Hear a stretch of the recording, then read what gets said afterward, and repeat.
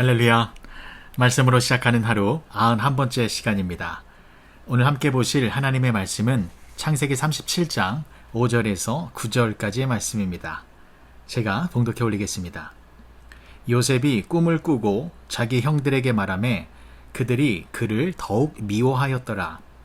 요셉이 그들에게 이르되 청하건대 내가 꾼 꿈을 들으시오. 우리가 밭에서 곡식 단을 묶더니 내 단은 일어서고 당신들의 단은 내 단을 둘러서서 절하더이다.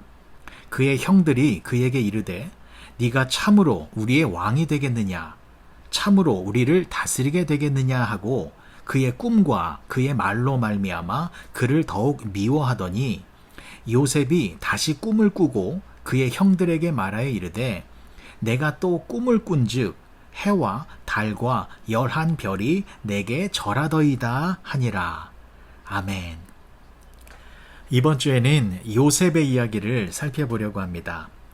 요셉 이야기는 요셉이 꿈을 꾼 내용으로 시작을 합니다. 요셉은 두 번의 꿈을 꾸었는데 첫 번째 꿈은 6절과 7절의 말씀 속에 나와 있습니다. 제가 다시 한번 읽어드리겠습니다.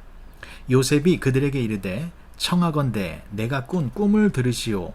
우리가 밭에서 곡식 단을 묶더니 내 단은 일어서고 당신들의 단은 내 단을 둘러서서 절하더이다.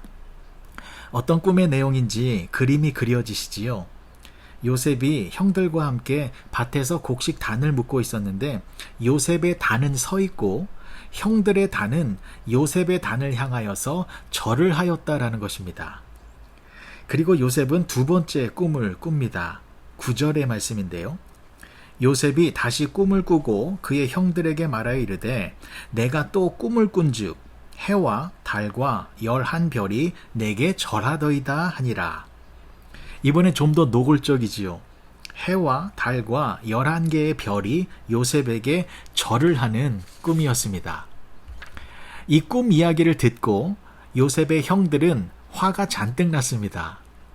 가뜩이나 아버지 야곱이 요셉만을 편애하고 있어서 요셉에게만 채색 옷을 입히고 요셉에게만 험한 일을 시키지 않고 요셉에게만 용돈을 두둑히 주고 요셉에게만 맛있는 음식을 더 많이 주어서 형들의 눈에는 요셉이 얄밉고 밉상이고 꼴도 보기 싫은 존재였는데 그런데 그 꿈의 이야기를 들어보니 형들이 요셉에게 고개를 숙이고 절을 하며 요셉을 왕으로 섬기게 된다라는 내용입니다.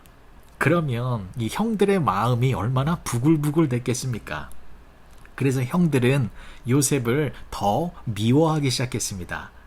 8절의 말씀입니다. 그의 형들이 그에게 이르되 네가 참으로 우리의 왕이 되겠느냐? 참으로 우리를 다스리게 되겠느냐 하고 그의 꿈과 그의 말로 말미암아 그를 더욱 미워하더니. 그러나 요셉이 꾼 꿈은 허망한 꿈이 아니었습니다. 그 꿈은 하나님이 주신 꿈입니다. 하나님의 크신 계획과 뜻을 요셉에게 꿈으로 보여주신 것입니다. 요셉이 꾸었던 그 두 가지의 꿈은 내용은 다르지만 메시지는 한 가지였습니다. 형제들과 열방이 요셉에게 절을 하고 요셉을 섬기게 될 것이다 라고 하는 하나님의 뜻과 계획이었던 것입니다. 그리고 그 꿈은 현실에서 이루어졌습니다. 하나님의 뜻과 계획이 정확하게 성취되어졌습니다. 우리가 잘 알고 있는 것처럼 요셉은 애굽의 총리가 되었습니다. 총리가 된 요셉 앞에 형제들이 나와 엎드려 고개를 숙였습니다. 형제들의 단이 요셉의 단에 절을 한 그 꿈이 이루어진 것입니다. 그리고 해와 달과 11별이 요셉에게 절을 한 그 꿈의 내용처럼 고대 근동지방 모든 나라의 고관 대작들이 양식을 구하기 위하여 총리 요셉에게 와서 무릎을 꿇고 머리를 숙였습니다. 하나님이 주신 꿈을 우리는 비전이라고 합니다. 비전은 하나님의 뜻과 계획입니다. 그리고 하나님의 비전은 반드시 이루어지는 것입니다. 그래서 우리 모두는 꿈꾸는 자가 되어야 합니다. 꿈꾸는 자는 하나님의 계획을 품에 안고 사는 사람들입니다. 그리고 하나님과 함께 하나님의 비전을 이루며 사는 사람들입니다. 하나님께서는 꿈을 통하여 하나님의 계획을 우리들에게 알려주고 계십니다. 베드로가 지붕에서 기도하려고 할 때에 배가 너무 고팠는데 하늘에서 보자기 같은 그릇이 내려와 그 속에 있는 것을 먹으라고 하나님께서 말씀하셨습니다. 베드로는 나는 부정한 음식은 먹을 수 없습니다 라고 하니까 하나님께서 내가 그것들을 깨끗하게 하였으니 너는 먹어도 된다라는 환상을 보여주셨습니다.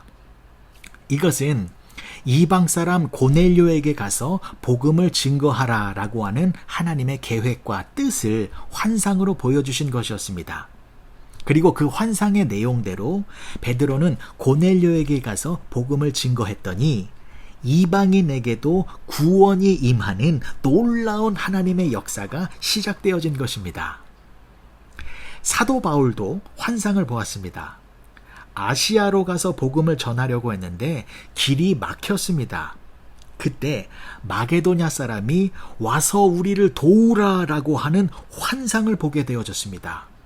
그래서 마게도냐로 갔는데 빌립보 지방에서 자주장사 루디아를 만나게 되었고 루디아를 통하여 빌립보에 교회가 세워졌으며 그 교회를 시발점으로 해서 유럽으로 복음이 전파되어졌습니다.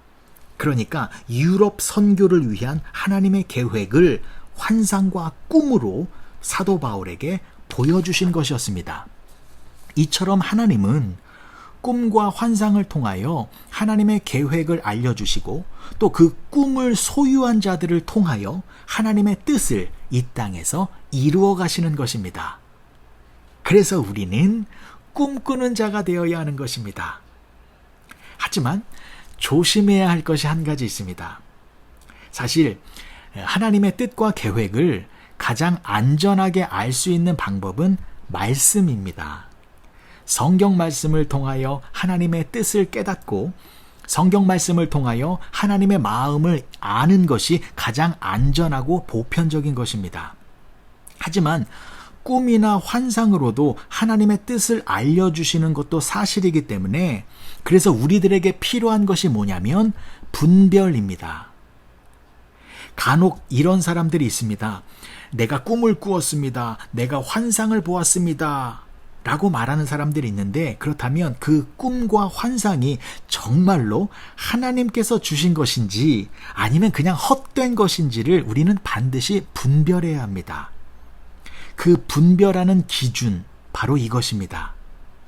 그 사람이 꿈을 꾸었다면 그 꿈으로 말미암아 그 사람이 어떠한 행동을 하고 있는지를 보셔야 합니다. 하나님의 영광을 위하여 이웃과 주변 사람들을 섬기고 격려하고 사랑하는 모습으로 나타나고 있다면 그것은 하나님께서 주신 꿈과 환상이 맞습니다. 나는 철저히 희생되고 낮아지지만 하나님과 이웃을 높이는 모습이 나와야만 합니다. 하지만 내가 무슨 꿈을 꾸고 내가 어떤 환상을 보았다라고 하면서 자신의 이익과 자신의 권세와 자신의 이름을 높이려고 한다면 그건 개꿈입니다. 하나님께서는 특별한 사람들에게 꿈이나 환상을 주시는데 그 꿈을 받으면 하나님의 뜻을 이루기 위하여 나는 완전히 사라져야 합니다. 내 욕심, 내 계획, 내가 원하는 것은 다 포기하고 오직 하나님께서 원하시는 것을 이루기 위하여 헌신하고 희생해야만 하는 것입니다. 요셉을 보십시오. 하나님께서 꿈을 주셨습니다. 그것도 2번씩이나 주셨습니다. 그래서 요셉의 인생이 어떻게 진행되어졌습니까? 애굽의 종으로 팔려갔습니다. 17살이라고 하는 꽃다운 그 청춘의 나이에 하루아침에 귀공자에서 노예로 전락하게 되어졌습니다. 또한 보디발의 집에서는 억울한 누명을 쓰고 감옥에 갇히게 되어졌습니다. 비참한 인생을 살게 되어진 것입니다. 하지만 결국 요셉은 애굽의 총리가 되었습니다.